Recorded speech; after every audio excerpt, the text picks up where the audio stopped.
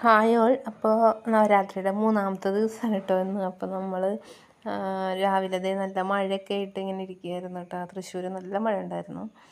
അപ്പോൾ നമ്മൾ രാവിലെ കുറച്ച് മടി പിടിച്ച് കുറച്ച് വൈകിട്ടാണ് എണീറ്റത്.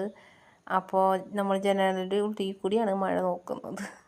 അതായിരുന്നു ക്ലിയറായിട്ട് കാണുന്നുണ്ടാവില്ല. എനിക്ക് മഴ കണ്ടാൽ ഇഷ്ടമൊക്കെയാണ്, പക്ഷേ എപ്പോഴും ഇങ്ങനെ മഴ പെയ്യുന്നത് എനിക്ക് അത്ര ഇഷ്ടമില്ല കേട്ടോ. മഴക്കാലം കഴിഞ്ഞിട്ട് പിന്നെ ഈ കന്നിമാസത്തിലൊക്കെ പെയ്യുമ്പോൾ ഭയങ്കര ബുദ്ധിമുട്ടായിട്ട് തോന്നാറുണ്ട് കേട്ടോ. അപ്പോൾ അതേ മഴയൊക്കെ കഴിഞ്ഞ് നമുക്ക് രാവിലത്തെ ബ്രേക്ക്ഫാസ്റ്റ് ഉണ്ടാക്കണ ഇതിലേക്ക് പോകണ്ടേ.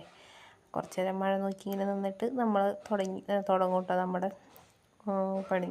ഞാനും അമ്മയൊക്കെ കൂടിയാണ് ചെയ്യുന്നത്. അപ്പോൾ ഇന്ന് ഗോതമ്പ് പുട്ട് ഉണ്ടാക്കാമെന്ന് വിചാരിച്ച് നമ്മൾ വ്രതം എടുത്തിരിക്കുകയാണല്ലോ. അപ്പോൾ രാവിലെ ഗോതമ്പ് പുട്ട് ഉണ്ടാക്കാൻ വേണ്ടിയിട്ട് നമ്മൾ റെഡിയാക്കിക്കൊണ്ടിരിക്കുകയാണ് കേട്ടോ. അപ്പോൾ അതേ രാവിലെ ഗോതമ്പ്, പിന്നെ ഉച്ചയ്ക്ക് ചോറ്, അതായിട്ട് വൈകിട്ട് വല്ല ജ്യൂസോ അങ്ങനെ എന്തെങ്കിലും കുടിക്കുമല്ലോ കേട്ടോ. അപ്പോൾ അതേ പുട്ടുണ്ടാക്കാൻ വേണ്ടിയിട്ടുള്ള തയ്യാറെടുപ്പാണ്. പുട്ട് ദേ ഉണ്ടാക്കി. ദേ ഒരു ചിരട്ടൊക്കെ വെച്ച് പുട്ടടച്ചിട്ട് അപ്പോൾ അതേ പുട്ട് റെഡി ആയിട്ടുണ്ട്. തൊട്ടടുത്ത് തന്നെ പുട്ട് റെഡി ആയിട്ടുണ്ട് കേട്ടോ. പുട്ടും റോബസ്റ്റ് പഴവും കൂടിയിട്ട് നമ്മൾ കഴിച്ച്. അത് കഴിഞ്ഞിട്ട് ഇതേ മോന് ഭയങ്കര പനിയിട്ട്, അപ്പോൾ അവനൊന്നും കഴിക്കില്ല. അപ്പോൾ അവന് ബ്രെഡും ജാമും വേണമെന്ന് പറഞ്ഞിട്ട് ജാമ് കൊടുക്കാൻ പറ്റുമോ അറിയില്ല, എന്നാലും നമ്മൾ ബ്രെഡ് അങ്ങനെ എടുത്ത് കൊടുത്തു. അത് കഴിഞ്ഞിട്ട് എനിക്ക് വേണ്ടിയിട്ട് വെള്ളരിക്ക കറി ഉണ്ടാക്കിയിട്ട് വെള്ളരിക്കയും പരിപ്പ് ഇട്ടിട്ട് കറി വെച്ച്. വീട്ടിൽ മീനും ഒക്കെ ഉണ്ട്, അയിലക്കറിയൊക്കെ ഉണ്ട്, അയില വറുത്തതൊക്കെ അവർക്ക്. പക്ഷെ ഞാനിത് ഇങ്ങനെ കഴിക്കാമെന്ന് വിചാരിച്ച്. അപ്പോൾ ഈ പരിപ്പൊക്കെ നന്നായിട്ട് തിളച്ച് വന്നിട്ടുണ്ട്. അപ്പോൾ അതിലേക്ക് നമ്മൾ വെള്ളരി ഇട്ട് കൊടുത്തിട്ട് തേങ്ങ അരപ്പും കൂടി ഇട്ട് കൊടുക്കും നമ്മൾ കേട്ടോ.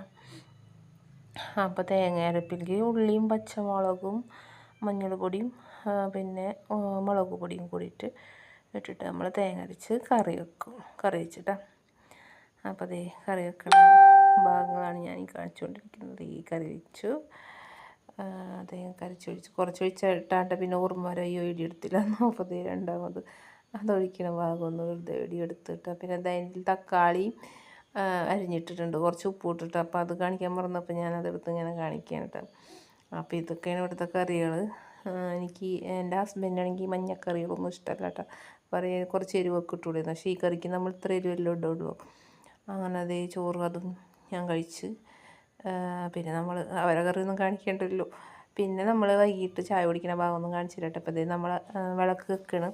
അപ്പോൾ ഇന്നലെ ഒരു വീഡിയോയിൽ ഞാൻ കണ്ടു, ചന്ദ്രകണ്ഠ ദേവി ആണല്ലോ മൂന്നാമത്തെ ദിവസം. അപ്പോൾ നമ്മൾ ദേവിക്ക് തേങ്ങ, മഞ്ഞൾ, പിന്നെ പച്ചരിയും കൂടിയിട്ട് വെച്ചിട്ട് പ്രാർത്ഥിക്കുന്നത് നല്ലതാണ്. പിന്നെ ചുവന്ന പുഷ്പങ്ങളും.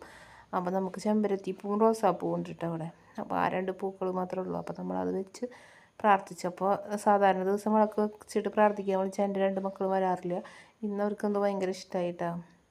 അപ്പോൾ ഇത് നമ്മളെ പൂജാമുറിയാണ് കേട്ടോ. ഇവിടെ ഒരു കട്ടിലൊക്കെ ഇട്ടിട്ടുണ്ട്. അവിടെ അച്ഛനും എൻ്റെ ഹസ്ബൻഡൊക്കെ കിടക്കും കേട്ടോ. അപ്പോൾ അവിടെ നമ്മളെ കണ്ണനൊക്കെ ഉണ്ട്. നമ്മളിന്ന് ഇങ്ങനെ ദേവിയുടെ നവരാത്രികളായതുകൊണ്ട് നമ്മൾ ദേവിമാരെ താഴത്ത് ഇറക്കി വെച്ചിട്ട് ഒരു ഇതിൽ വെച്ചിട്ട് അങ്ങനെ ഉണ്ടാ പ്രാർത്ഥിക്കുന്നത്. ഒരു എന്താ പറയുക, പലകമ്മ വെച്ചിട്ട് അപ്പോൾ ആൾ പറഞ്ഞിട്ടുണ്ടായിരുന്നു ഒരു ചിരാത് കൂടി കത്തിച്ച് വെക്കണം. അപ്പോൾ നമ്മൾ വിളക്കിൻ്റെയും കിണ്ടിൻ്റെയും നടുക്കായിട്ട് ഒരു ചിരാതും കൂടി വെച്ചിട്ട് നമ്മൾ നന്നായിട്ട് പ്രാർത്ഥിച്ചിട്ട്. അപ്പം അവൾക്ക് ഇഷ്ടമായി.